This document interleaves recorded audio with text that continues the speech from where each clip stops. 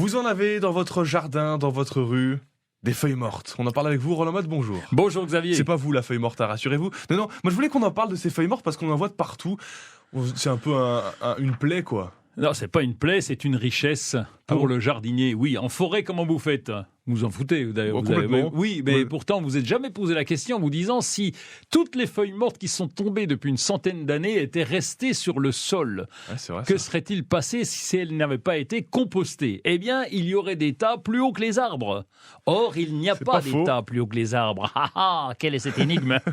Mais justement, c'est la question que je vous pose. Quelle est cette énigme? Eh bien, ces feuilles mortes contribuent à nourrir le sol et donc à le composter. Alors, chez nous, évidemment, dans notre jardin, c'est un peu différent. On a déjà les allées, parce que les feuilles mortes peuvent être un peu glissantes. Oui. Donc, on va enlever dans les allées les feuilles mortes, mais dans le jardin, eh bien, elles ont une utilité. Et pourquoi remplir des sacs et les emmener à la dèche ? Eh bien, non.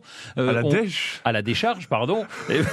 Vous dites à la dèche, vous? Ah oui, à la dèche. D'accord. Ah non, j'ai dû louper quelque chose. Bon, oui, c'est vrai, pourquoi les emmener à la décharge quand c'est une richesse? Oui, alors à la décharge, quand c'est une richesse, c'est dommage. Oui, on peut les laisser sous les arbres. Non, si c'est dans un coin du jardin, on ne va pas souvent.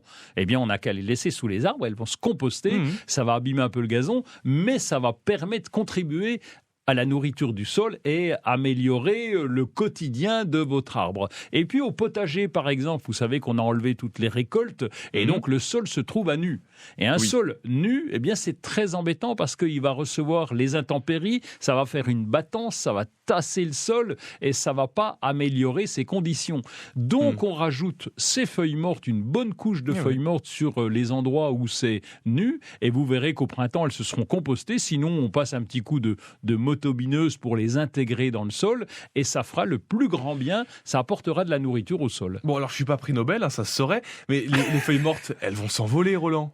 Non, avec l'humidité, avec le poids, alors certaines qui sont petites, elles peuvent s'envoler, mais regardez, pourquoi on a inventé le souffleur ? C'est parce que justement, elles restaient en place. Vous avez déjà vu les souffleurs qui soufflent dans les rues, feuilles ? oui. Bah, si elles s'envolaient toutes seules, on s'en foutrait un petit peu puisqu'elles partiraient. Et non, on est obligé de les pousser parce qu'avec le poids, avec l'humidité, elles se compactent un petit peu et elles restent en place. On n'a pas besoin de rajouter des petits trucs dessus pour éventuellement qu'elles restent bien stables.